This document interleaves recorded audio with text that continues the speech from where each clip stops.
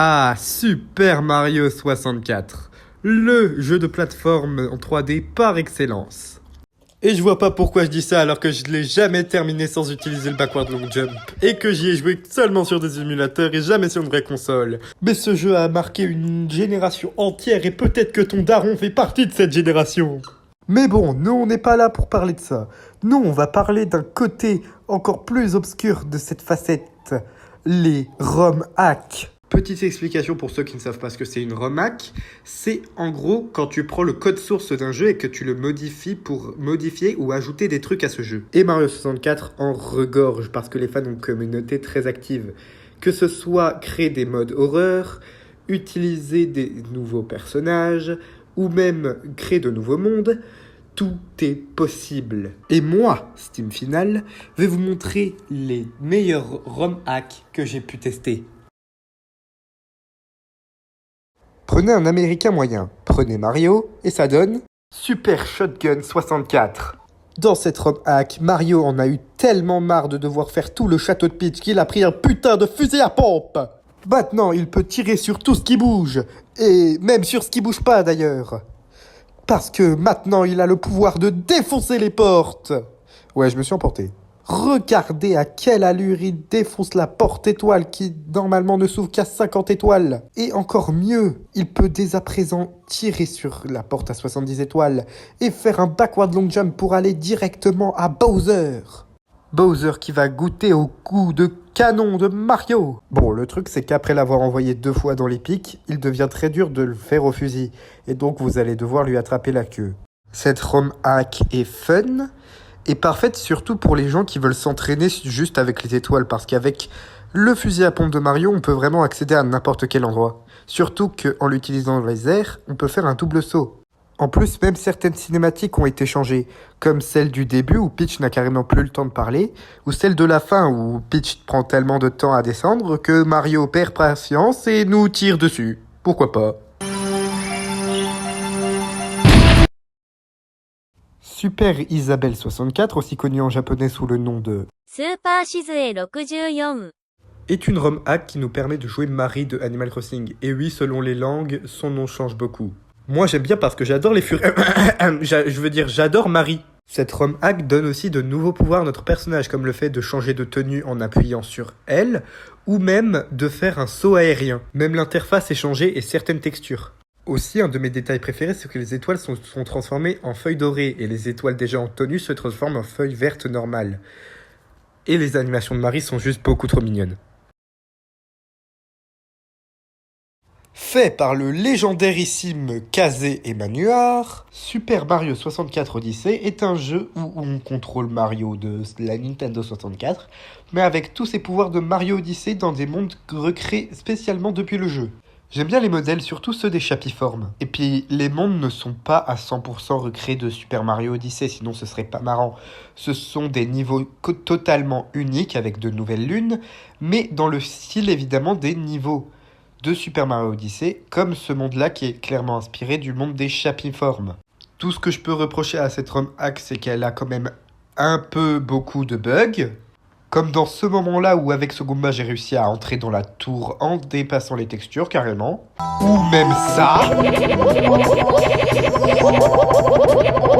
mais Mario, mais calme-toi! Bon, mis à part ça, le jeu rame beaucoup. Vous voyez pas forcément, mais sur certains extraits, j'ai dû mettre en x2 tellement ça ramait. Et à part ça, c'est une très bonne ROM hack. Les musiques sont bonnes, étant donné que ce sont juste celles de Mario Odyssey, mais recréées avec les instruments de Mario 64. Enfin bref, c'est un bon mélange. Bravo, encore une fois, Kazé. Chaos Mario 64 est une ROM hack où littéralement tout peut arriver. Carrément, il y a des éléments qui se déplacent, les portes peuvent foncer sur Mario, Mario peut avoir une super vitesse, Mario peut brûler à tout moment. Enfin bref, c'est le chaos en fait.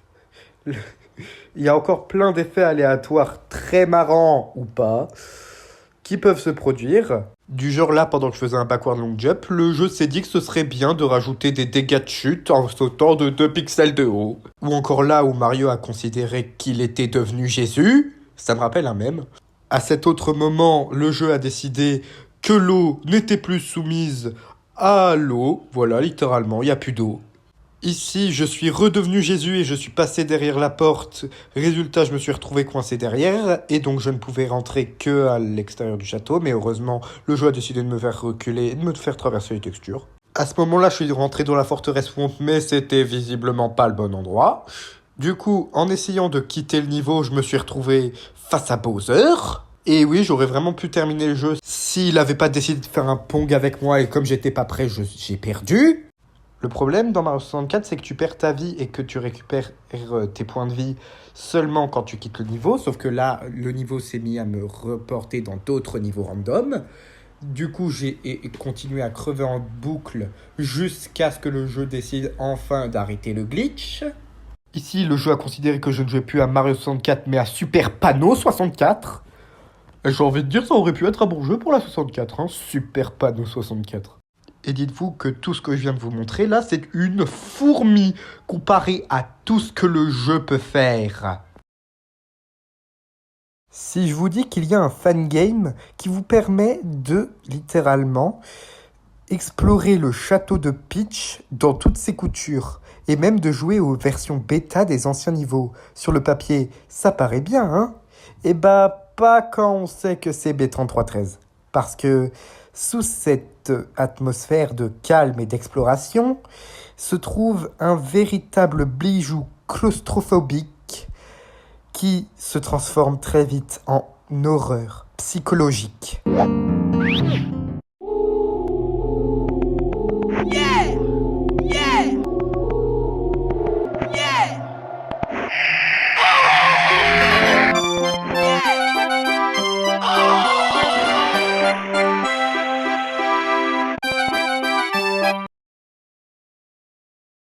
Vous vous souvenez de la hype qui avait provoqué Only Up il y a quelques années? Et bah, il y a un gars, il a tellement vu que cette hype était bien, qu'il a décidé de faire un Only Up 64. On commence par monter la montagne du Bobomb Battlefield, puis petit à petit, on monte sur des éléments du décor de Mario 64, en commençant par des carapaces, le château de Peach, etc. Par contre, ça reste du Only Up, donc si tu tombes, bah... Ok, celle-là, elle va faire plaisir à tous les fans de Deltarune.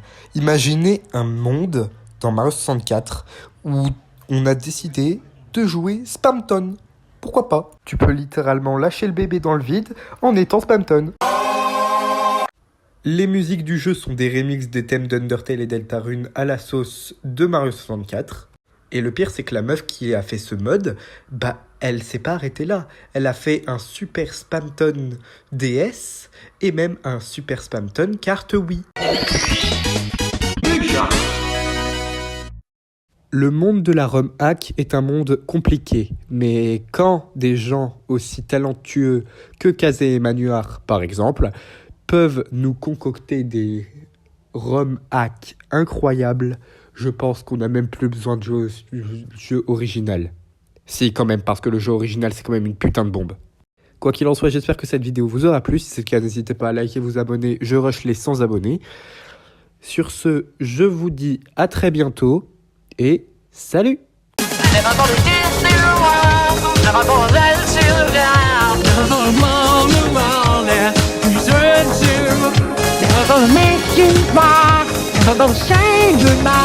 Never gonna tell a lie and hurt you.